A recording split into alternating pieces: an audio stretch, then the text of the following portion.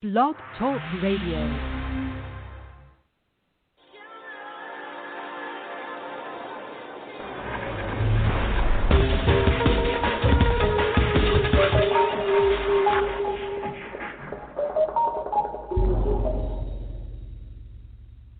Hello, everyone, and welcome to my show. I'm your host, Diana Barbaros, award-winning and best-selling author of Fahrenheit, The Journey of Transformation, The White Within. You can find out more about me on my website, dianabarbaros.com, as well as download today's podcast and my past podcasts. They're available on Blog Talk Radio /Diana Barbaros and on iTunes. You can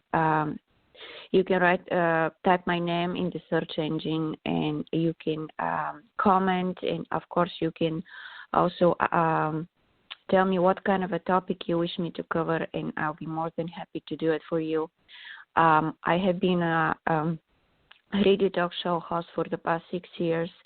I have been doing a lot of humanitarian work, and I continue to do it. And of course, I work on domestic violence, prevention of domestic violence for the past 13 years. And today, this is something I want to cover after observing so many tragical events from groups on Facebook, being part of the groups and seeing what is going on. And today, I want to cover COV-19 pandemic, lockdown, how many people, how many women have died, children, and what is the statistics based on it. And I'm going to read some articles, and of course I'm going to comment just a little bit from my own experience. And please don't forget to subscribe on my channel on Blog Talk Radio, as well as comment. This is really important. And if you are going through a difficult time, or if you need some kind of a help, just reach to me. And again, the website is dianabarbaros.com.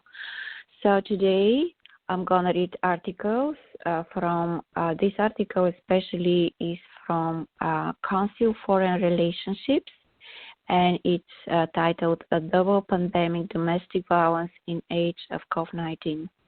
Governments worldwide have imposed lockdowns to contain the coronavirus, but those same restrictions have increased the risk associated with domestic violence, especially for women, children, and LGBTQ plus individuals. Around the globe, governments have implored residents to stay home to protect themselves and others from the new coronavirus disease, COVID-19. But for domestic violence victims, the vast majority of whom are women, children, and LGBTQ individuals, home is a dangerous place. How have lockdowns influenced rates of domestic violence? Data from many regions already suggested significant increase in the domestic violence cases, particularly among marginalized populations.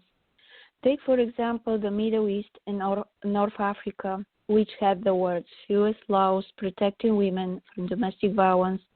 An analysis of UN Women of the gender-rate impacts of COVID-19 in the Palestine terrorized territories found an increase in gender-based violence and warned that the pandemic will likely disproportionately affect women, exacerbate pre-existing gender-rate risks and vulnerabilities, and widen inequalities in Latin American countries such as Mexico and Brazil. A spike in calls for hotlines in the past 2 months suggested an increase in domestic abuse. Meanwhile, a drop in formal complaints in countries such as Chile and Bolivia is likely due to movement restrictions and the inability to or hesitance of women to seek help or report through official channels, according to the United Nations and local prosecutors. In China, police officer in the city of Jingzhou received 3 times as many domestic violence calls this past February as in the same time in 2019. Some high and middle-income countries such as Australia, France, Germany, South Africa, and the United States have also reported significant increase in reports of domestic violence since the COVID-19 outbreak. It is important to remember that domestic violence was a global pandemic long before the COVID-19 outbreak. According to data collected by the United Nations, 243 million women and girls between the ages of 15 and 49 worldwide were subjected to sexual or physical violence by an intimate partner in the last 12 months. Put a different way, 1 in 3 women has experienced physical or sexual violence at some point in their life. LGBTQ plus individuals experience similarly high levels of violence. Today, rising numbers of sick people, growing unemployment, increased anxiety and financial stress, and scarcity of community resources have set the stage for an exacerbated domestic violence crisis. Many victims find themselves isolated in violent homes without the resources or friend and family networks.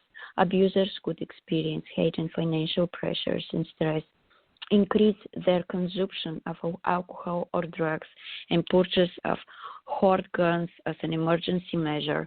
Experts characterized an invisible pandemic of domestic violence during the COVID-19 crisis as a ticking time bomb or a perfect storm. What has been the impact on social service for domestic violence victims? Cities around the world have seen a dramatic increase in the demand for social services and assistance, especially from people in vulnerable conditions who may not legally qualify for social welfare.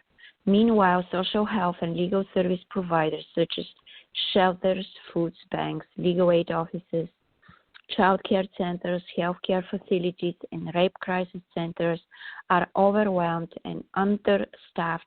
Some shelters are full, others have been converted into health facilities. Our prisons have become hotbeds for the spread of COVID-19. Some criminal justice authorities are holding arrest and releasing inmates.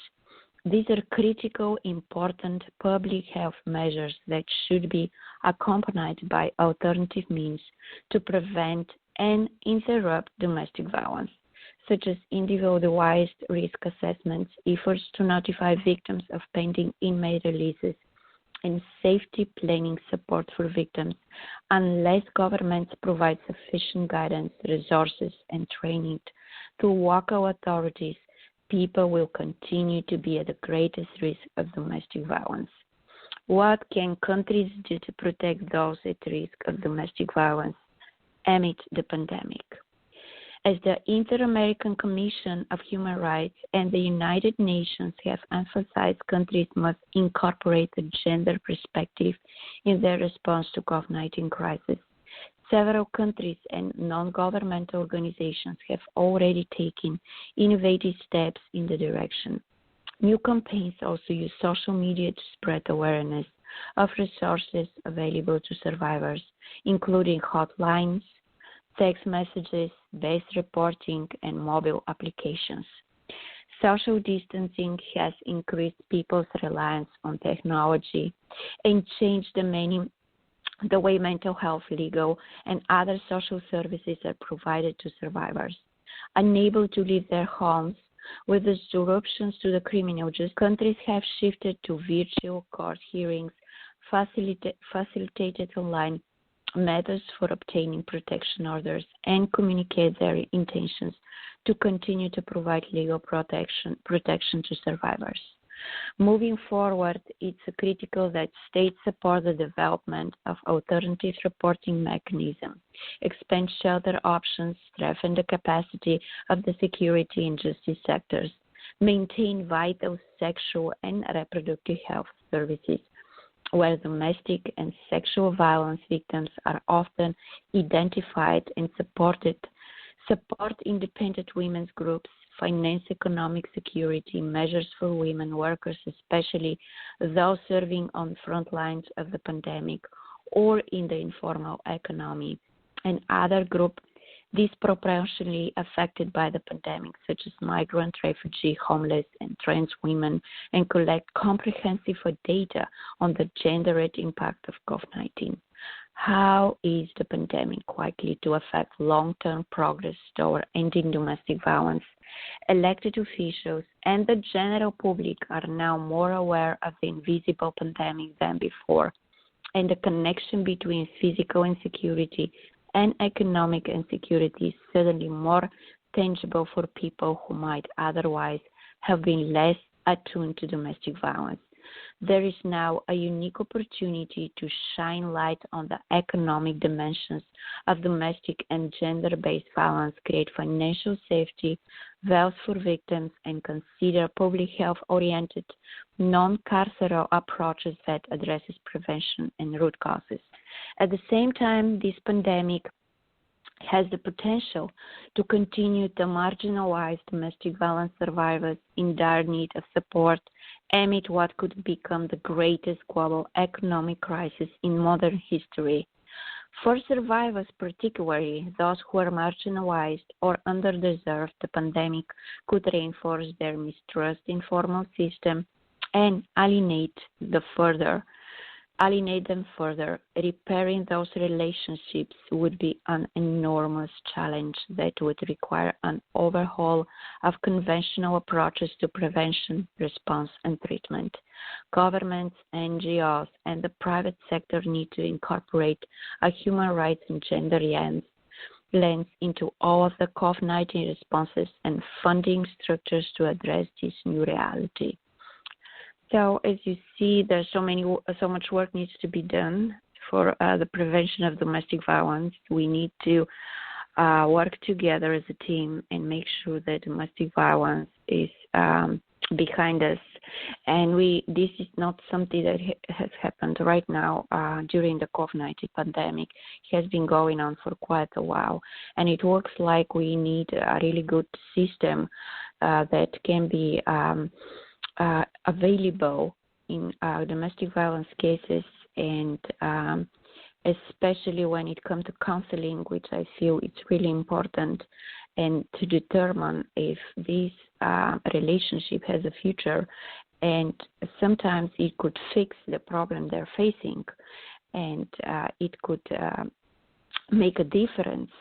And I feel that these families which reach for help need to find help right away. And for everybody who's going to listen to this and who is going through domestic violence, this is for the both partners. Please find the best way to deal with all the kinds of problems you're facing. And you need to understand that it's not only you. It's the whole world is facing financial problems, is facing stress, is facing anxiety, is facing unemployment, all of these obstacles that need to be handled in the best possible way, with understanding, with the thought that you actually don't have control over it, and it's not your fault. This is the best thing, and you don't have to take it to your partner. And nobody is, it's nobody's fault because of what's happening. And things, as you see, happen in life, and you don't have control over it. And if you feel like you need to separate from each other, please do so. Find the best possible solution to the problem. And again, you are not alone. So many people are facing this and being violent and doing doing things which are not gonna benefit anybody, and it's not gonna make a difference. So if you need help, please reach to me. I have been coaching a lot of people. Please reach to me. My website is dianabelwaros.com. I can even find you wherever you are in the world, sources where you'll be able to use it in your advantage and find help. It's really important. And get out if you're in a domestic violence relationship and feel like your life is in danger and your children's life is in danger. Think about it and do everything in your power to make sure you're safe, because safety is number one. Safety for you, for your children, even for the partner at home. And again, if you need help and if you want me to point out sources all over the world, I can send you a link. I can send you a phone number where you can call and get the kind of help you need, don't wait for the tragic events to happen, and nobody's winner at the end. So I wish you an amazing weekend. I hope this is going to help you, and I'm working on my new book right now, and it's going to be available to the end of 2019. And please subscribe on my website, download my free gift, and friend me on Facebook, LinkedIn, everywhere. I'm everywhere on Instagram, and learn about what else I'm doing about domestic violence and all the other things I have been doing for a while. So I wish you an amazing weekend. Please be reasonable. Please do everything in your power to make yourself safe and make yourself sane at the same time. And I'll be again live on next Friday, 12:30 Pacific time. Please subscribe on my website, and download all of my podcasts for free.